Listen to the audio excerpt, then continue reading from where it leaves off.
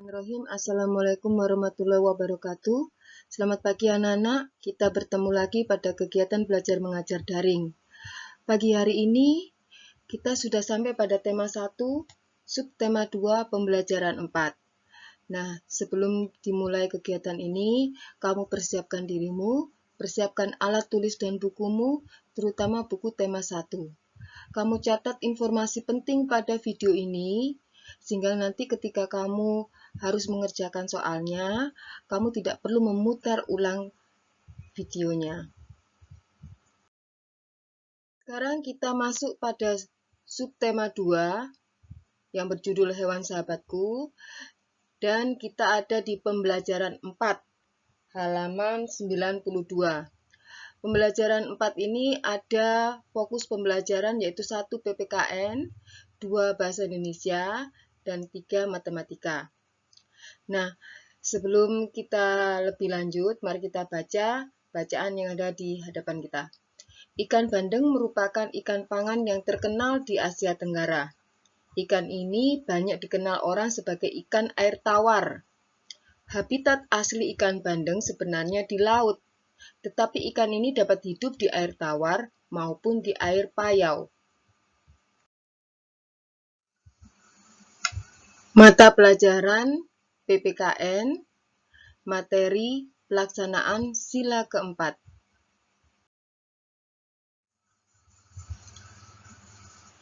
Ikan bandeng asap merupakan salah satu oleh-oleh yang dapat ditemui di Sidoarjo, Jawa Timur. Banyak orang menyukai produk jenis ikan ini. Edo membawa oleh-oleh ikan bandeng asap dari Sidoarjo. Ia membawa 1 ikan ke sekolah untuk dibagikan kepada temannya saat makan siang.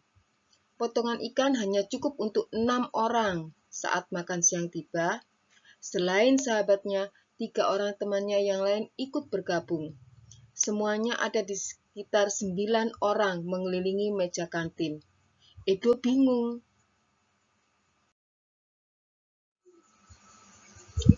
Apa yang harus dilakukan Edo saat ketiga teman lainnya datang? Mengajaknya untuk bersama-sama menikmati ikan bandeng asap dari Sidoarjo. Apa yang harus dilakukan ketiga teman Edo saat tahu bahwa jumlah potongan ikan tidak cukup untuk semua orang? Menolak tawaran Edo karena jumlah potongan ikan hanya cukup untuk 6 orang. Apa yang sebaiknya dilakukan Edo, Dayu, Beni, Udin, Siti, dan Lani agar semua mendapat bagian ikan yang sama? Memotong ikan menjadi 6 potongan yang sama besar.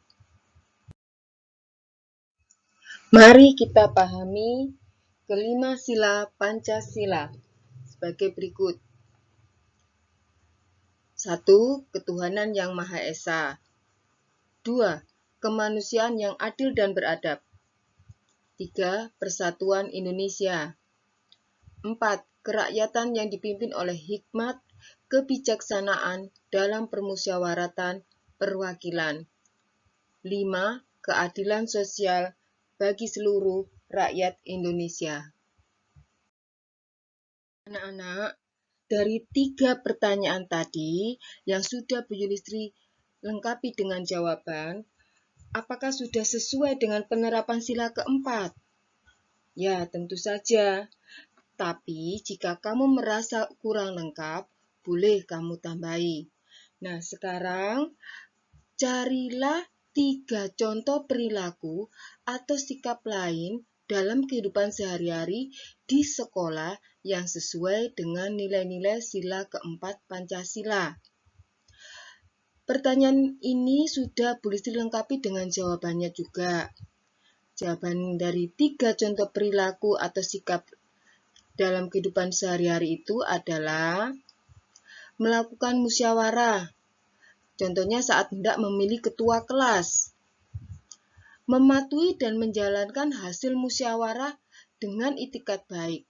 Kalau sudah ditetapkan hasil musyawarahnya, maka kita harus menjalankan keputusan itu secara ikhlas. Nah, yang terakhir, tidak memaksakan pendapat sendiri pada orang lain. Belum tentu apa yang menurut kita baik, oleh orang lain dianggap baik pula. Jadi kita tidak perlu memaksakan keinginan kita atau pendapat kita pada orang lain.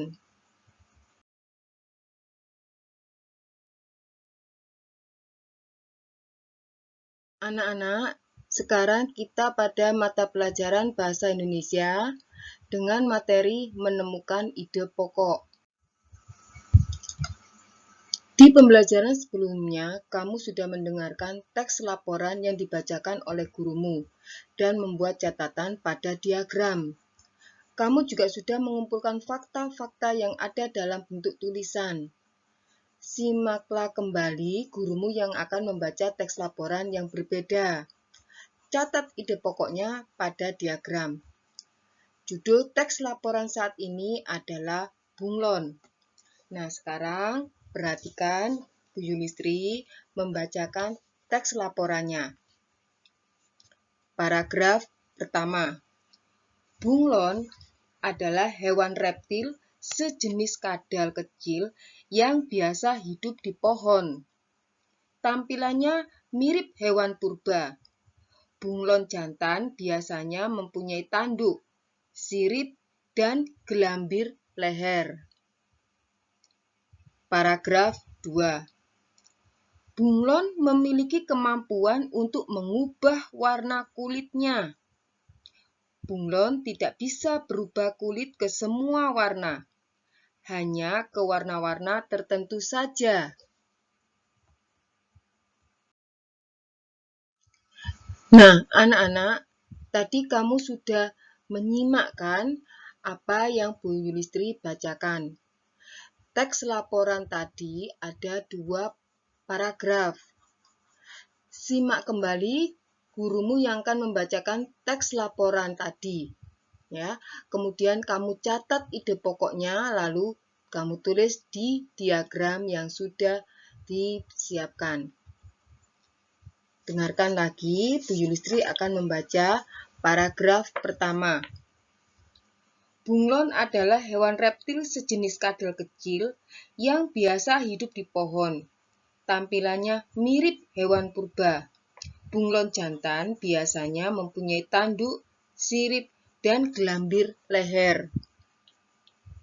Dari bacaan paragraf ini, maka kita bisa menarik ide pokok, yaitu bunglon adalah hewan reptil. Nah, sekarang apa ide pokok paragraf kedua? Dengarkan sekali lagi, Bu Yulistri akan membaca paragrafnya. Paragraf 2. Bunglon memiliki kemampuan untuk mengubah warna kulitnya. Bunglon tidak bisa berubah kulit ke semua warna, hanya ke warna-warna tertentu saja. Dari bacaan paragraf ini, apa ide pokoknya? Ide pokok yang bisa kita ambil yaitu bunglon memiliki kemampuan mengubah warna kulit. Sekarang kita masuk ke mata pelajaran matematika dengan materi operasi hitung campuran. Pada pelajaran matematika kali ini, Bu Yulistri akan menyajikan soal cerita.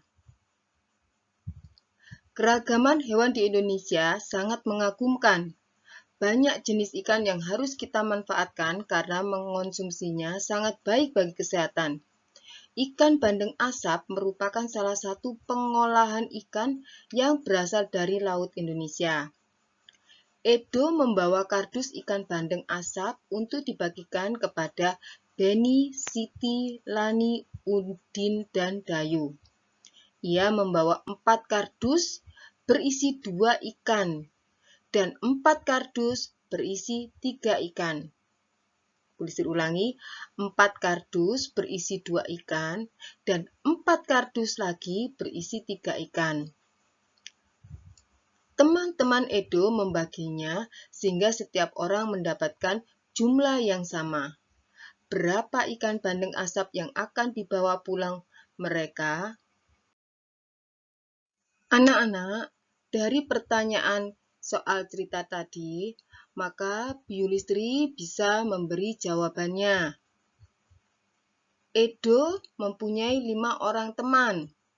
Teman Edo itu adalah Beni, Siti, Lani, Udin, dan Dayu. Nah, Edo pada waktu itu membawa 4 kardus berisi 2 ikan. 4 kardus berisi 2 ikan. Dan 4 kardus lagi berisi 3 ikan. Bisa ulangi, 4 kardus lagi berisi 3 ikan. Maka operasi hitungnya adalah diberi tanda kurung untuk 4 kali 2. 4 itu apa? Kardusnya.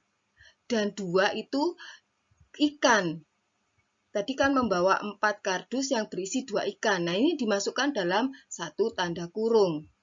Lalu 1 tanda kurung lagi untuk 4 kali 3. 4 itu kardus, 3 itu ikannya. Nah, karena di sini ada kata dan, berarti kita harus menjumlah. Menjumlah dari 4 kardus yang berisi 2 ikan, ditambah dengan 4 kardus yang berisi 3 ikan. Lalu, diberi tanda kurung lagi karena akan dibagi untuk 5 orang teman Edo, yaitu Beni, Siti, Lani, Udin, dan Dayu. Setelah itu, seperti pelajaran kemarin, kita kerjakan yang ada di dalam kurung dulu. Tanda kurung yang pertama yang berisi 4 kali 2 itu dikalikan dikerjakan dulu, hasilnya 8. Kemudian tanda kurung yang kedua yang berisi angka 4 kali 3 dikerjakan lagi, yaitu ada 12. Nah, kemudian dibagi 5. 5 itu temannya Edo. Sebelum itu, 8 tambah 12 harus diberi tanda kurung, karena untuk menentukan jumlahnya berapa. Nah, sekarang kita kerjakan yang ada di dalam tanda kurung, yaitu 8 tambah 12. Berapa 8 tambah 12? Ada 20. Berarti ikan Edo ada 20 ikan. Ya, setelah kardusnya dibuang, kemudian dihitung, oh ternyata ikannya Edo ada 20. Nah, 20 ikan ini akan dibagikan 5 orang temannya Edo. Jadi, 5 orang teman itu akan mendapatkan berapa untuk masing-masing? Maka masing-masing teman Edo mendapatkan 4 ikan. Karena 20 dibagi 5 sama dengan 4. Anak-anak, yang perlu kalian perhatikan ketika mengerjakan suatu hitung campuran pada matematika adalah urutan yang harus didahulukan dikerjakan dulu. Nah, sekarang apa urutan yang didahulukan dikerjakan pada operasi hitung campuran adalah yang pertama, yang ada di dalam kurung. Jadi kerjakan dahulu yang ada di dalam kurung. Kemudian yang ada perkalian atau pembagiannya, kerjakan dahulu. Tapi jika sama kuat antara perkalian dan pembagiannya, kerjakan dari yang sebelah kiri. Selanjutnya, penjumlahan atau pengurangan. Tapi jika sama-sama kuat, kerjakan dari yang sebelah kiri. Bu Listri ulangi, jadi apa urutan yang didahulukan dikerjakan pada operasi hitung campuran, yaitu yang ada di dalam kurung. Pertama, yang ada di dalam kurung. Kedua, perkalian atau pembagian. Yang ketiga, penjumlahan atau pengurangan.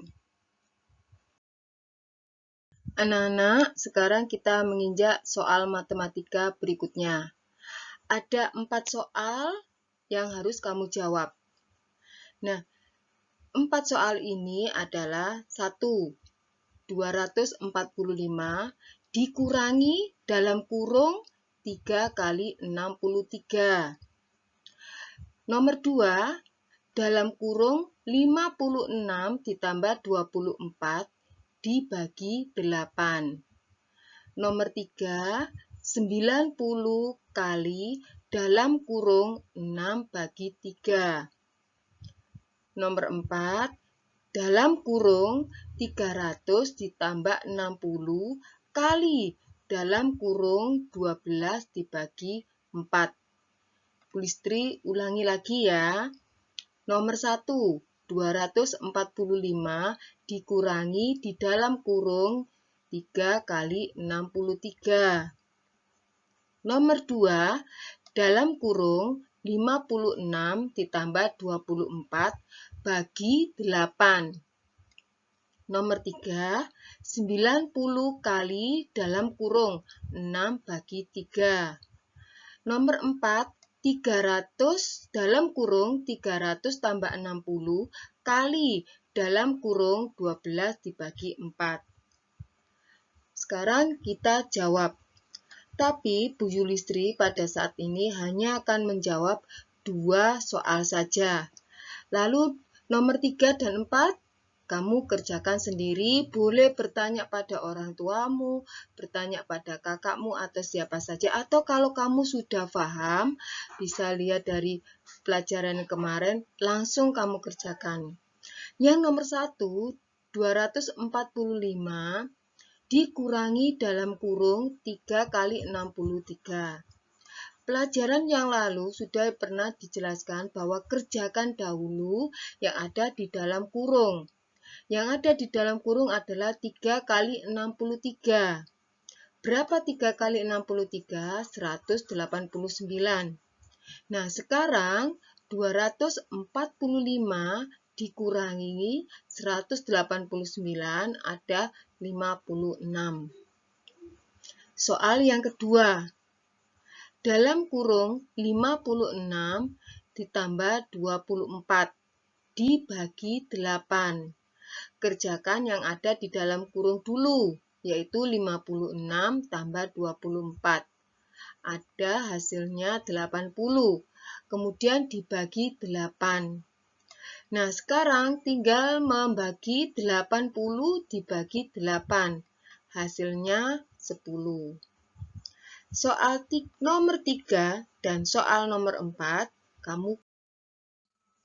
Nah, sekarang perhatikan soal berikutnya. Kemudian tuliskan jawabanmu pada tempat yang disediakan. Sekarang ditampilkan 4 soal lagi. Tapi seperti tadi, Bu Yulistri hanya akan menjawab 2 soal. 2 soal selanjutnya, nomor 3 dan 4, kamu kerjakan secara mandiri. Soal yang pertama yaitu 1000 ditambah 3000 kali 2. Soal yang kedua, 50 kali 3 dibagi 2. Soal yang ketiga yaitu 200 dikurangi 200 dibagi 2. Soal yang keempat yaitu 9 kali 10 dikurangi 20 ditambah 10. Nah, sekarang kita jawab yang nomor 1 dan nomor 2. Untuk soal nomor 1, 2, 3, dan 4, tanpa ada pemberian tanda kurung. Kamu boleh memberikan tanda kurung pada tempat-tempat yang sudah pernah Bu Listri terangkan yang kemarin. Nah, seperti yang nomor 1, 1000 ditambah 3000 kali 2. Pemberian tanda kurungnya yaitu pada bagian perkalian. Mengapa yang perkalian? Karena perkalian lebih penting, lebih diutamakan, baru kemudian penjumlahan. Nah, sekarang yang dimasukkan dalam kurung adalah 3000 kali 2. Nah, berapa 3000 kali 2? 6000. Lalu ditambahkan 1000 sama dengan 7000. Nah, sekarang soal yang nomor 2. 50 kali 3 dibagi 2. Di mana tempat kita memberi tanda kurungnya? Yaitu pada angka 50 kali 3. Karena ini yang harus dikerjakan dahulu, perkaliannya dulu. Baru kemudian dibagi 2. Berapa 50 kali 3? Ada 150. Dibagi 2. Hasilnya adalah 75. Nah, yang nomor 3 dan nomor 4 kamu kerjakan sendiri. Nah, sekarang anak-anak, kalau pelajaran matematika ini sudah selesai, maka Bu Yulistri rasa sudah cukup. Kamu bisa melihat lagi soal-soal ini pada buku temamu, tema 1, subtema 2, pembelajaran 4, halaman 96. Dengan berakhirnya pelajaran matematika, maka berakhir pula pelajaran pada hari ini. Sekian dan terima kasih sudah memperhatikan dan sudah mencatat apa yang penting sehingga nanti ketika menjawab soal-soal pada link yang Bu Yulistri kirim tidak perlu mengulang memutar videonya lagi. Anak-anakku, wassalamualaikum warahmatullahi wabarakatuh.